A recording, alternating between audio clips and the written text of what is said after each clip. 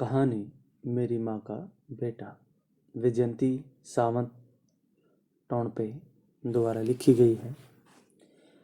23 हाँ, मैं 23 फुलके बना चुकी थी और अभी तक माँ का ध्यान मेरी तरफ नहीं गया था। सिकी हुई रोटियों की इतनी तेज सुगंध के बावजूद 23 फुलके, हाँ 23 तो बनाने ही पड़ेंगे। दोपहर में किसी ने भी खाना नहीं खाया था। बहुत थक गई थी मैं, पर मुझे मालूम था कि आज 50 क्यों 100 रोटियां भी बनानी पड़े तो नहीं हटूंगी मैं।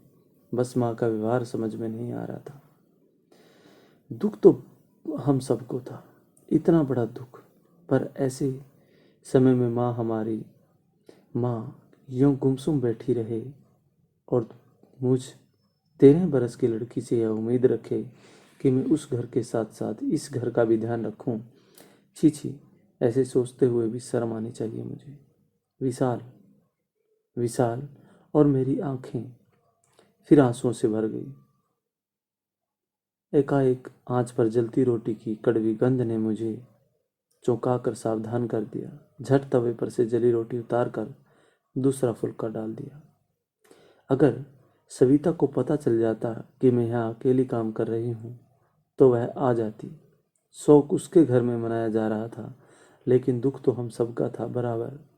अब मेरी माँ को ही देखो ना बेटा, पड़ोसिन का, और दुख में डूबी सुन बैठी है।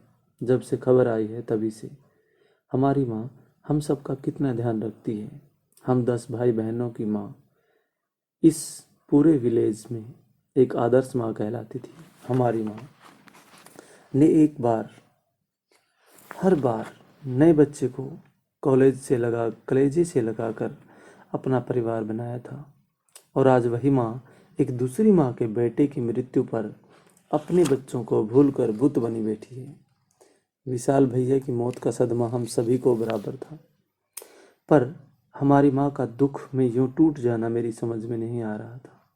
शायद हमारे विलेज की रिश्तेदारी थी ही ऐसी। हम भाषा में आम भाषा में हम सब अनाथालय में रहने वाले बच्चे थे। हम में से कई बच्चे ऐसे थे जिन्हें अपने असली माँ बाप के बारे में कुछ पता न था। उन्हीं में से एक थे कारगिल के हीरो परमवीर विशाल। हम में से कई ऐसे थे जिनका लालन पालन करने में असमर्थ थे उनके माँ बाप, इसलिए वो बच्चों को इस विलेज में छोड़ गए थे। हमारा विलेज देश विदेशों में मशहूर था। इसे एक जर्मन अनाथ के बताए तरीके पर बनाया गया था। यहाँ 10 हट्स या घरों में रहती थी एक माँ अपने 10 बच्चों के साथ। ऐसे 110 बच्चों का विलेज था हमारा। किसी भी समय एक माँ के पास 10 बच्चों से ज़्यादा नहीं हो सकते थे। जब बच्चा बड़ा होकर दिल्ली से बाहर के किसी कॉलेज में पढ़ने जाए और नौकरी करने लगे, तभी वह अपनी माँ को छोड़कर जा सकता था। हमारे ऐसे कई बड़े भाई बहन थे जो बाहर की दुनिया में बस गए थे। उनके अपने अपने परिवार हो गए थे, अपनी व्यस्त जिंदगी थी। अपने पति और बच्चों के साथ माँ से मिलने आते थे और उनके ये बेटे और बेटियां, यही लोग हमारी प्रेरणा थे। उन्हें देखकर ही तो हमें भरोसा होता था कि हम बच्चे समाज द्वारा फेंके गए सड़े हुए टमाटर नहीं, प्यार भरा संसार बनाने वालों की इमारतों की नींव हैं। हम बच्चे अपनी उम्र के हिसाब से ज़्यादा समझदार समझे जाते हैं। हमारे विलेज में माँ को अपना घर चलाने के लिए आवश्यक खर्च वह कौन सी चीज़ कितनी चाहिए उसे तय करना, घर के नए सदस्यों के प्रति उसकी माँ और भाई बहनों का व्यवहार कैसा हो, नए बच्चों के परिवार का हिस्सा कैसे बनाया जाए, इसे तो मुझ जैसी 13 वर्ष की लड़की भी इतनी खूब समझती है। अब अपने परिवार की दीदी मैं हूँ। यह सब मुझ समझ हमें मिली कहाँ से? माँ से ही ना। तो फिर आज माँ का ध्यान मेरी ओर क्यों नहीं जा रहा है? मीता दीदी भूत लदी है, मुझे भी भूत लदी है। बाला, मुन्ना, अरे छोड़ो मुझे, रोटी जल जाएगी, मैं चीख पड़ी। परिवार के सबसे छोटे सदस्यों ने नन्हे नन्हे हाथ अपने घुटनों पर से हटाते हुए मैंने कहा, अभी देती हूँ खाना। अम्मा अम्मा, मीता दीदी खाना नहीं देती है, और दोनों भागकर अम्मा से लिपट गए। माँ कुछ कहती उससे पहले ही मैंने गैस बंद कर दी और दोनों को माँ से दूर करते हुए कहा, माँ खाना तैयार है, अगर आप रत्ना मौसी के यहाँ ले जाओ तो मैं यहाँ सबको खाना खिला दूंगी। मैं झुककर उन दोनों को माँ की गोद से दूर करने में लगी थी, तभी माँ के हाथ का प्यार प्यार भरा स्पर्श मेरे सिर पर आकर ठहर गया। हाथ फेरते हुए वह फुसफुसाई, मेरी रानी। सब दुख भुलाकर मेरे शरीर का रोम रोम नाच उठा। मैंने झट थाली परोसी और अपने भाई बहनों को खाना खिलाने लगी। तभी माँ उठकर बड़े बड़े डिब्बों में खाना भरने लगी। गुड्डू, पारुल, मेरी जसबीरा, मैं खाना लेकर वहाँ जा रही हूँ, तुम सब खाना खाकर अपनी अपनी थाली कटोरी साफ करके रख देना, और माँ अपनी मीता दीदी को परेशान मत करना, बहुत थक गई होगी। कहकर माँ ने खाने के डिब्बे उठाए और चली गई। बच्चे एक एक करके अंदर वाले कमरे के बाहर निकल आए, पर मेरी आंखों में सिर्फ माँ का चेहरा घूम रहा था। दीदी तुम भी खा लो ना, मेरी तो ने मुझे हिलाते हुए कहा। मैं चौंक पड़ी। सब खा चुके थे, अपने झूठे बर्तन धो धो पोंछ कर रखने जा रहे थे, पर माँ तो अभी वापस नहीं आई। मैंने कहा, माँ रत्ना मौसी को खिलाए बिना कैसे आएगी दीदी, और रत्ना मौसी भी तो तभी खाएगी ना जब माँ खाएगी। तुम खा लो दीदी। मेरी ने एक प्लेट में एक फुल्का और थोड़ी सब्जी मेरे सामने रख दी, पर मैं खाती कैसे। बार बार दोपहर का यह दृश्य मेरी आंखों के सामने तैर जाता। एक 21 तोपों की सलामी के, और वे उल्टी हुई राइफलें, और वे आग की लपटें, और उससे पहले जब एक लकड़ी के ताबूत में बंद विशाल भैया की देह और सिर्फ चंद घंटों के लिए उसके घर में लाया गया था। रत्नमोशी की चीख, माँ का घुटनों पर गिर पड़ना, क्या था यह सब? क्या विशाल के लिए प्यार, उसकी कुर्बानी पर नाज, या फिर एक गहरा आघात? ताबूत खोला नहीं गया। सारा देश, सारी दुनिया जान चुकी है कि विशाल और उसके साथियों के साथ दुश्मनों ने कैसा बर्ताव किया था।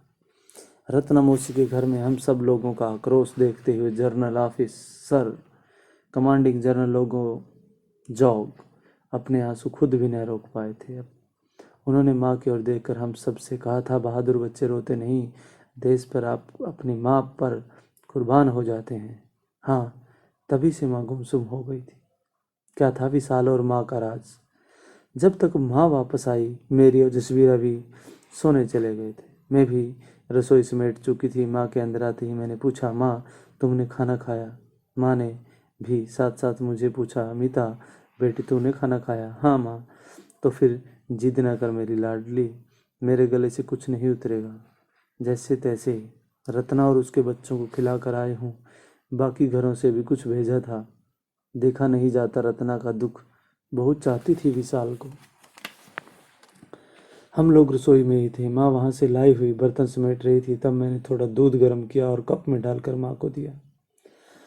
माँ मना करने ही वाली थी कि मैंने टीचर की तरह एक उंगली उठाते हुए कहा, चुपचाप पी जाओ बस।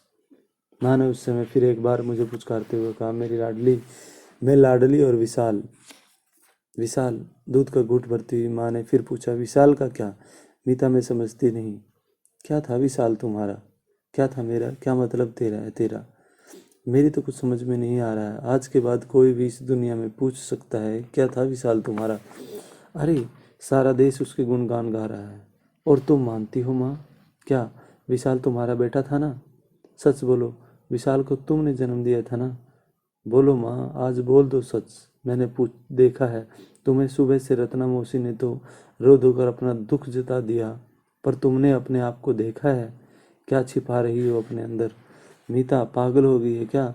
माँ ने कप मेज पर रखा और झट से मुझे बाहों में जकड़ कर दबी आवाज में सिसकियां भरते हुए बोली, काश वह मेरा बेटा होता, पर अपने बेटे से ज्यादा प्यार और विश्वास दिया था मेरे विशाल ने मुझे। हमारी अपनी किसी भी कोई संतान नहीं है, और विशाल तो रत्ना का बेटा है, ठीक वैसे ही जैसे तुम मेरी लाडली हो। प्यार का रिश्ता है हम सबका। अब मैं सिसकी रही थी, फिर भी मैं सब कुछ जानना चाहती थी। तुम्हारा विशाल के साथ कुछ अनोखा ही रिश्ता था माँ। क्या था वह कि तुम आज हम सबको भूल गई थी माँ? क्या यह अपराध था मीता? क्या मुझे दुख महसूस करने का हक नहीं? मैं अब समझती हूँ तुम क्या पूछना चाहती हो। हाँ, विशाल मेरा बेटा था। हाँ, हमेशा रहेगा। पता है क्यों? विशाल जब विलेज में आया तो प्यार का भोगा था। रत्ना के घर में जगह खाली थी, सो वह उसका बेटा बन गया। अपनी रत्ना मौसी को तुम जानती ही हो, कितने होनहार निकले उसके सारे बच्चे, और विशाल रत्ना को खुश देखने के लिए एक क्यों न जाने कितनी बार अपनी जान बचपन में ही कुर्बान कर चुका है। पर माँ, तुमने विशाल को क्या दिया? विशाल तुम्हें मौसी के नाते से ज़्यादा मानता था। विशाल शहीद हुआ है, अमर हो गया। विशाल जब वह यहाँ आया था तो 7 साल का था। उसके माँ बाप कौन थे वह नहीं जानता था, और यहाँ के बच्चों में घुल मिल जाने के बाद उसे कभी उसका गम भी महसूस नहीं हुआ। रत्ना को माँ बनकर वह बहुत खुश था। जब वह 10 साल का हो गया तब 2 साल से मेरे पास हिंदी पढ़ने के लिए आता था। क्लास में फर्स्ट आना वह बहुत ज़रूरी समझता था, पर कभी कभी उसे पढ़ाई पर ध्यान देना कठिन लगता था। उस समय वह कक्षा 5 में था जब गणतंत्र दिवस के अवसर पर मेरा देश विषय पर हिंदी में उसे निबंध लिखना था। मैंने न जाने कितना समझाया पर उसे कुछ लिखा ही नहीं। मुझे भी गुस्सा आ गया, खींच कर एक चांटा मारा। रो पड़ा विशाल और जोर से चीख चीख कर कहने लगा, मेरा देश कौन सा है? मेरा देश क्या तुम जानती हो नहीं ना?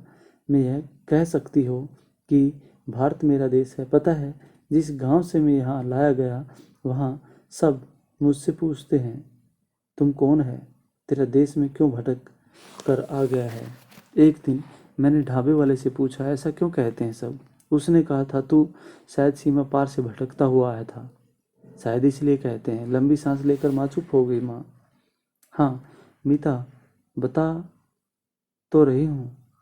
तब तो तुम्हारी बातों पर मुझे भी तरस नहीं आया। वह किसी दुविधा में अपनी नन्ही जिंदगी जीते हुए बड़ा हुआ था। उसका मैंने जरा भी ध्यान नहीं दिया। मुझ में था सिर्फ गुस्सा, क्रोध कि जब हम माताएं अपने दुख, गम, परेशानियां भुलाकर यहाँ के बच्चों को अपनाने में, उन्हें प्यार देने में लगी हुई हैं, तो इस लड़के की यह मजाल कि ऐसे प्रश्न पूछे। माँ भाव वेश में बोलती ही जा रही थी। बेशरम, मैंने उसे डांटा था कि तू पूछ भी कैसे सकता है कि तेरा देश कौन सा है? क्या तुझे अब भी कोई संदेह है? रत्ना को माँ कहता है ना? हाँ, वह तेरी माँ है और कोई उनके बारे में कुछ नहीं कहेगा। बेवकूफ़, जब रत्ना तेरी माँ है तो उसका देश ही तेरा देश हुआ ना, कि नहीं? अब मैं समझा माँ। मौसी, भारती मौसी, अगर मैं फौज में भर्ती हो जाऊं, मैं अपने देश के लिए जान दे पाऊंगा ना? क्यों नहीं? अरे पगली, माँ ने मेरी तरफ ध्यान से देखा। अब जाकर मेरी समझ में आया कि तुम्हारे अंदर कैसी आंधी उठ रही है। मैंने छोटे से विशाल को अपने सीने से लगाया था और उसका दिल रखने के लिए एक तिरंगा झंडा देकर कहा था, ले बेटा यह ले, इस भारती मौसी ने तुझे तेरा देश संभाल कर रखने के लिए दिया है। बोला भारत माता की जय। और एक बार मेरा मुंह से भी निकला भारत माँ की जय। अब समझी मीता कि विशाल मेरा कौन था। मेरे मुंह से निकला ही तो गया। माँ तुम महान हो, तुम माँ हो विशाल की भी।